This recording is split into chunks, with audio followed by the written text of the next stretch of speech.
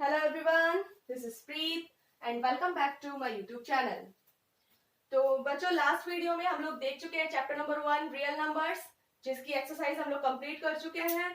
और इसके बाद में हम लोग आज देखने जा रहे हैं चैप्टर नंबर 2, जिसका नाम है पॉलिनोमियल्स। तो बच्चों चैप्टर नंबर 2 में एक्सरसाइज 2.1 स्टार्ट करने से पहले हम इसका इंट्रो देखेंगे।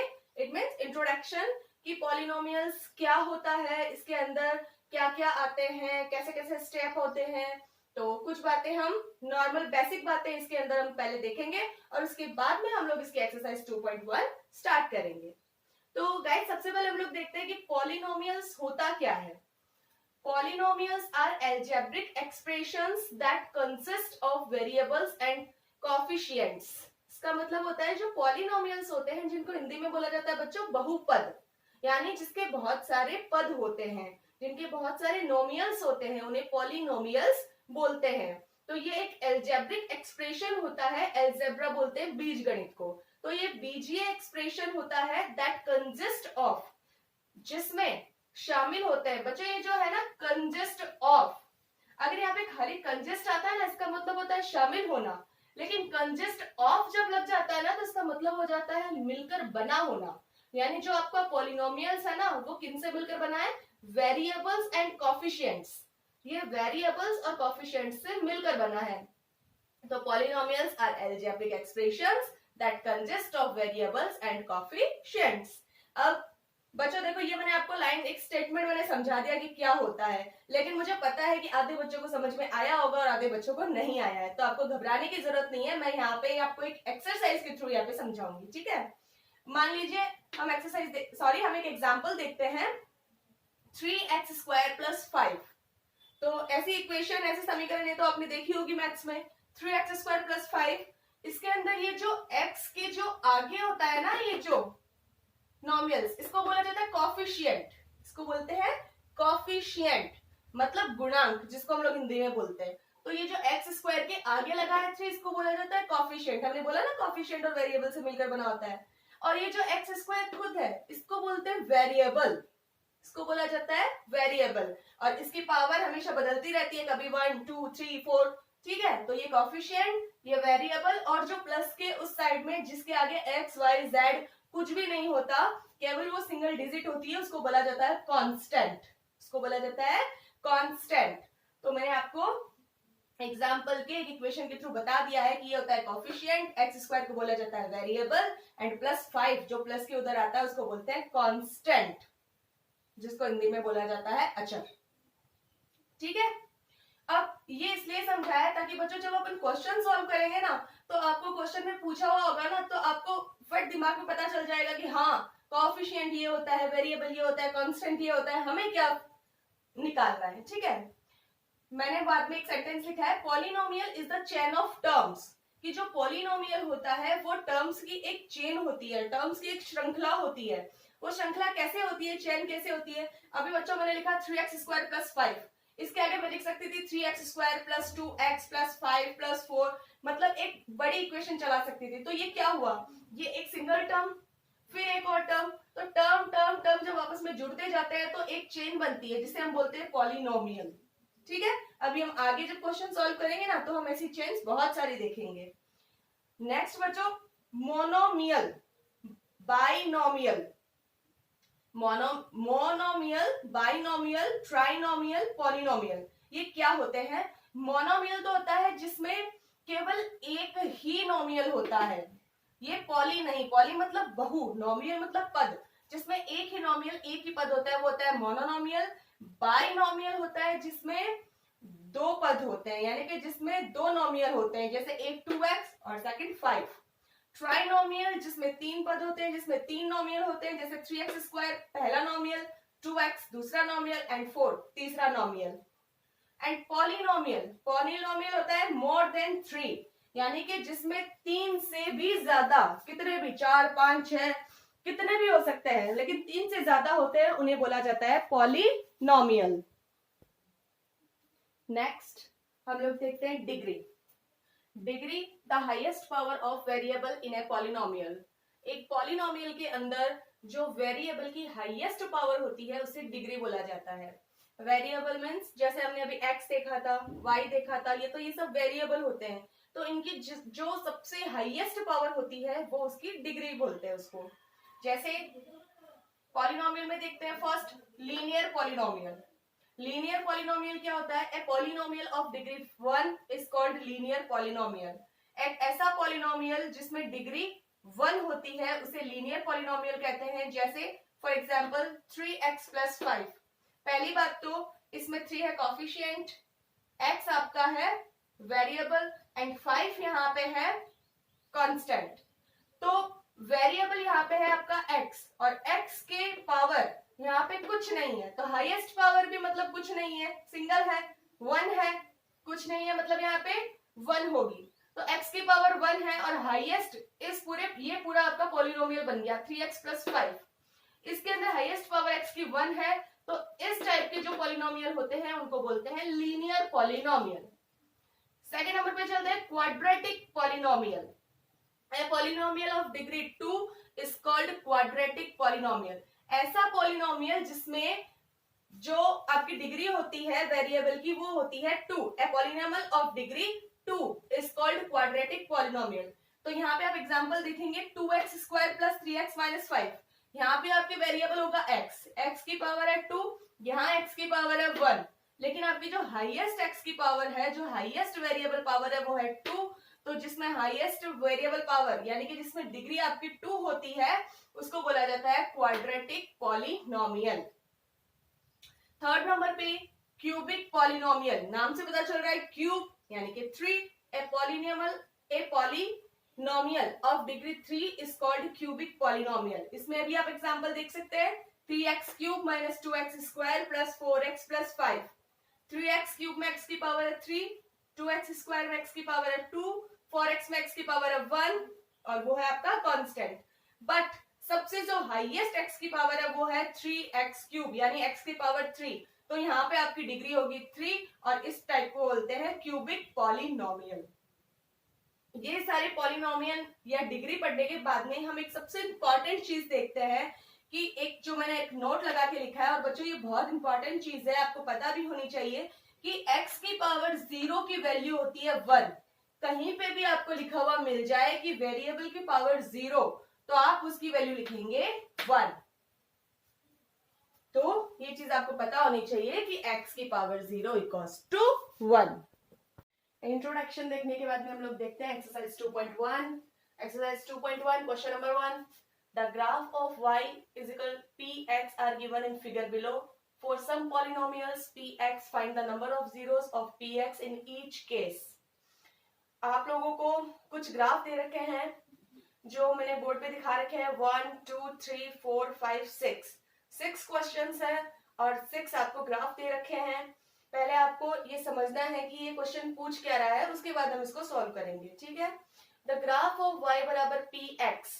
यहाँ पे आपको एक ग्राफ दे रखा है जिसमें आपको ये बताना है फॉर सम पॉलिनोमियल्स। कुछ आपको पॉलिनोमियल्स दे रखे हैं बच्चों, जो ये आपको लाइन दिख रही है ये वाली या मतलब ये जो ग्राफ टाइप में आपको लाइन दिख रही है पॉलिनोमियल है, और आपको फाइंड करना है कि नंबर ऑफ जीरोस यानी कि ये जो पॉलिनोमियल वाली लाइन है वो आपकी एक्स अक्ष वाली लाइन को कितनी बार कट कर रही है, कितनी बार काट रही है। और बच्चों काटने का मतलब काटना सिर्फ यही नहीं होता, बल्कि अगर ये इस लाइन को टच भी कर रही है ना एक्स अक्ष वाली को, तो वो कट करने वाली कंडीशन में काउंट की जाएगी। तो आपको ये बताना है कि पॉलिनोमियल वाली जो लाइन है वो आपकी एक्स अक्ष को कितने टाइम काट रही है, और जितने टाइम काट रही है वही आपके क्या होंगे, द नंबर ऑफ जीरोस होंगे। तो हम इस क्वेश्चन को सॉल्व करते हैं।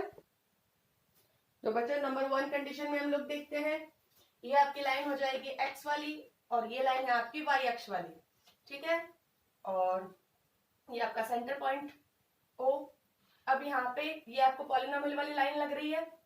अब ये जो लाइन है वो y अक्ष पे इस तरीके से काट रही है, क्या वो आपको x अक्ष पे लग रही है? नहीं, यानी कि ये जो है वो x अक्ष वाली लाइन को बिल्कुल भी कहीं से भी नहीं काट रही है। तो ऐसी कंडीशन में आपका नंबर ऑफ जीरोस होगा, आपका जो आंसर होगा वो होगा 0, क्योंकि ऐसी कोई कंडीशन ही नहीं है। तो आपका जो नंबर ऑफ जीरोस होंगे वो होंगे 0।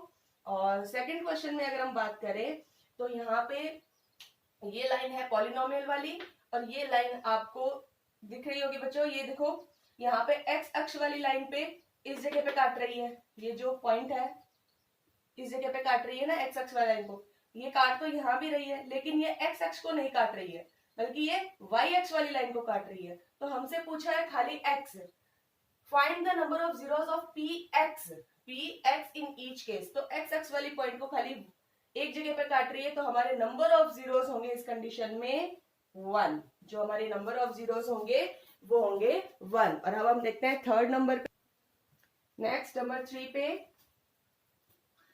यहाँ जो पॉलिनोमियल वाली लाइन है वो ये है बच्चों, ये वाली यहाँ से लेकर ये पॉलिनोमियल वाली लाइन है, ये आपकी एक्स अक्ष को काट रही है। यहाँ से एक पॉइंट है आपका ये, एक है ये और एक है ये, तो ये कितने पॉइंट पे काट रही है? 3 पॉइंट्स पे काट रही है, यानी कि आपका जो नंबर ऑफ जीरोस होगा वो होगा 3, आंसर आएगा 3। नेक्स्ट नंबर 4 पे ये जो पॉलिनोमियल वाली लाइन है वो ऐसे जा रही है तो 1 2, ये 2 जगह पे काट रही है, मतलब आपका जो नंबर ऑफ जीरोस होगा उसका आंसर होगा 2, यानी कि जितनी बार भी काटेगी एक्स अक्ष पे वो आपके होंगे number of zeros. Fifth condition जो हमारी है वहां पे पॉलिनोमियल वाली लाइन ये पूरी जा रही है ऐसे और ये काट रही है एक्स अक्ष पे 1 2 3 4, नीचे वाली पे फोकस नहीं करना है क्योंकि नीचे वाली वाई अक्ष पे काट रही है, तो एक्स अक्ष पे सिर्फ 1 2 3 एंड 4, तो आपका नंबर ऑफ जीरोस आएगा यहाँ पे 4। सिक्स क्वेश्चन में चलते हैं, सिक्स पोजीशन पे पॉलिनोमियल वाली लाइन, मैंने आपको पहले स्टार्टिंग में बोला था कि जरूरी नहीं है कि वो पूरा काट रही है, अगर वो एक्स अक्ष की लाइन को टच भी कर रही है मतलब वो नंबर ऑफ जीरोस में काउंट किए जाएंगे। तो यहाँ पे 1 2 3 इस पे नहीं जाना है क्योंकि ये वाई अक्ष पे टच कर रही है, तो यहाँ पे आपका आंसर आ जाएगा नंबर ऑफ जीरोस 3। तो ये जो एक्सरसाइज नंबर 2.1 है इसमें आपका जो क्वेश्चन 1 है वो यहाँ पे खत्म हो रहा है और इसी के साथ में आपकी जो एक्सरसाइज नंबर 2.1 है वो भी यहाँ पे खत्म हो रही है। Exercise 2.2 question number 1, find the zeros of the following quadratic polynomials and verify the relationship between the zeros and the coefficients. Find the zeros of the following quadratic polynomials. पहले तो आप वर्ड समझेंगे quadratic polynomials, जैसा कि मैंने intro के अंदर आपको बताया था quadratic का मतलब होता है the number of degree 2, जिसमें जो आपका x मान लीजिए या जो वेरिएबल होता है उसकी जो हाईएस्ट डिग्री होती है वो होती है 2, तो उसे बोलते हैं क्वाड्रेटिक पॉलिनोमियल्स। आप इस क्वेश्चन नंबर 1 में जितने भी क्वेश्चन सॉल्व करेंगे उनमें आप पाएंगे कि सबसे हाईएस्ट डिग्री जो होगी आपकी वेरिएबल की वो 2 होगी, इसलिए इसको नाम दे रखा है क्वाड्रेटिक पॉलिनोमियल्स। ओके, नेक्स्ट, अब इस क्वाड्रेटिक पॉलिनोमियल्स के आपको फाइंड करने हैं zeros and verify the relationship between the zeros and the coefficients, और ये जीरो फाइंड करने के बाद में आपको वेरीफाई करना है रिलेशनशिप दोनों के बीच में, जीरोस के और कोएफिशिएंट्स के बीच में, जो आपका जीरोस निकलेगा उनमें और आपके जो कोएफिशिएंट्स दे रखे हैं उनमें। ओके, देन कोएफिशिएंट्स बच्चों मैंने आपको बताया था जो इसके आगे लगे हुए होते हैं, एक्स के आगे लगे हुए होते हैं वो सारे, ये जैसे इसके आगे कुछ नहीं है मतलब इसका 1 कोएफिशिएंट है, इसके आगे 2 है इसका 2 कोएफिशिएंट है, और ये होता है बच्चों आपका कांस्टेंट, इसको बोला जाता है कांस्टेंट। तो ये हम लोग इंट्रोडक्शन के अंदर क्लियर कर चुके हैं ये सब बातें। Then question number 1, x square minus 2x minus 8, ये इक्वेशन आप लोगों के सामने है। सबसे पहले आपको फाइंड करना है जीरोस, फाइंड जीरोस करने के लिए आपको इसको सॉल्व करना है इक्वेशन को। देन आप इसको सॉल्व करेंगे, आप यहाँ पे देखेंगे आपको इसको सॉल्व करने के लिए सबसे पहले ये जो आपको दे रखा है 2x, आपको ऐसे टुकड़े करने हैं कि आपको इस 2x की जगह पे ऐसे 2 टुकड़े रखने हैं जिनको जोड़ने पे या घटाने पर, यानी जिनको ऐड करने पे या फिर माइनस करने पे आपका माइनस का 2x आना चाहिए, एंड आपस में उन दोनों डिजिट को मल्टीप्लाई करने पे आपको मिलना चाहिए माइनस का 8x स्क्वायर। ये माइनस का 8x स्क्वायर आया जब 8 को यानी कांस्टेंट को x स्क्वायर से मल्टीप्लाई करते हैं तो माइनस 8x स्क्वायर आता है। तो ऐसे टुकड़े करने पड़ेंगे जिनको मल्टीप्लाई करने पे तो मिले माइनस का 8x स्क्वायर और ऐड या सब्ट्रैक्ट करने पे मिले माइनस का 2x। तो ऐसे टुकड़े हमने लिए हैं माइनस का 4 और प्लस का 2। माइनस के का 2 जाता है तो माइनस का 2 बच जाता है, और -4 जब प्लस के 2 से मल्टीप्लाई होता है तो माइनस प्लस माइनस, और 4 2 जा 8। तो आपकी दोनों कंडीशन सेटिस्फाई हो रही हैं, तो हम यहाँ पे टुकड़े लेंगे 4x और 2x, माइनस का 4x प्लस का 2x, एक्स स्क्वायर 2x की जगह पे टुकड़े रख देंगे, -4x प्लस 2x देन -8। अब इन दोनों में जो चीज कॉमन आ रही है, इन दोनों में कॉमन आ रहा है आपका x, क्योंकि 4 तो इसमें है इसमें नहीं है, तो कॉमन आ रहा है x कॉमन आ गया तो x स्क्वायर में x से डिवाइड करने पे बचेगा x, माइनस x कैंसिल, पीछे बचा 4, प्लस इन दोनों में जो आपका कॉमन आएगा, इन दोनों डिजिट्स में जो कॉमन आएगा वो है 2 को बाहर ले लेंगे, बचा x, और 2 4 जा 8, यहाँ बचा -4। ये x -4 इस इक्वेशन की श्योरिटी करने के लिए कि हमारा आंसर सही है या नहीं है, इसमें ये बच्चों ये जो आता है ब्रैकेट के अंदर ये हमेशा सेम होते हैं, जैसे यहाँ x -4 है तो यहाँ भी x -4 है, इट मींस आपका आंसर बिल्कुल सही है, x -4 और बाकी बचा x + 2। तो x -4 = 0 करेंगे तो x = 4 उधर जाएगा तो x बराबर 4, x + 2 = 0 देन x = -2। तो आपको जो अपने जीरोस फाइंड हुए हैं वो एक तो हुआ है 4 और एक आपको हुआ है -2। तो आधा क्वेश्चन यहाँ पे हमारा सॉल्व हो गया है। सेकंड क्वेश्चन है हमें इसको वेरीफाई करना है, तो सबसे पहले देखेंगे सम ऑफ जीरोस एंड बाद में देखेंगे product of zeros. Sum of zeros equals to होता है minus coefficient of x upon coefficient of x square. हमें इस फॉर्मूले में पुट अप करने हैं मान, हमारी जो वैल्यू है वो सम ऑफ जीरोस यानी सम करना, तो जीरोस कितने हैं 4 और -2 दोनों को सम कर दो, 4 प्लस ये दूसरा वाला -2 इक्वल्स टू कोएफिशिएंट, पहले बाहर माइनस है तो माइनस कर दो, कोएफिशिएंट ऑफ x, तो x का कोएफिशिएंट कितना आया -2 तो लिख दो -2 upon coefficient of x square के आगे कुछ नहीं है मतलब 1 है तो नीचे 1 कर दो, plus minus minus 4 - 2 equals to 2 and minus minus plus, तो इधर भी 2 एंड बोथ साइड में क्या आ गया 2, LHS इक्वल टू RHS, यानी कि ये हमारा वेरीफाई हो गया। प्रोडक्ट ऑफ जीरोस की बात करें तो प्रोडक्ट ऑफ जीरोस में आता है constant term upon coefficient of x square. तो प्रोडक्ट ऑफ जीरोस, प्रोडक्ट हमारा था 4 एंड -2 दोनों को मल्टीप्लाई कर दो, 4 × -2 प्रोडक्ट का मतलब multiply equals to constant term upon coefficient of x square. Constant term हमारा है -8 तो लिख दीजिए -8 upon coefficient of x square, यानी 1 था मैंने पहले ही बताया था तो 1 कर दीजिए, 4 × -2 4 2 जा 8 प्लस माइनस माइनस एंड हमारा जो कोएफिशिएंट था वो हमारा है यहाँ पे माइनस का, तो ये हमारा जो हो गया वो 8, सॉरी बच्चों वहां पे +8 नहीं -8 आएगा क्योंकि हमारा जो कांस्टेंट टर्म है वो भी है नंबर 2 4s स्क्वायर - 4s + 1। इस बार हमारे पास में इक्वेशन है ये, देन ऐसे टुकड़े हमें करने हैं जिन्हें मल्टीप्लाई करने पे तो आना चाहिए 1 × 4s स्क्वायर यानी 4s स्क्वायर प्लस का, और जिन्हें ऐड करने पे या सब्ट्रैक्ट करने पे आना चाहिए -4s। तो हम टुकड़े लेंगे माइनस का 2s और माइनस का 2s, जब हम इन्हें ऐड करेंगे तो तो ये हो जाएगा माइनस का 4s, और जब इनको मल्टीप्लाई करेंगे तो माइनस माइनस प्लस, तो ये आपका हो जाएगा 4s स्क्वायर।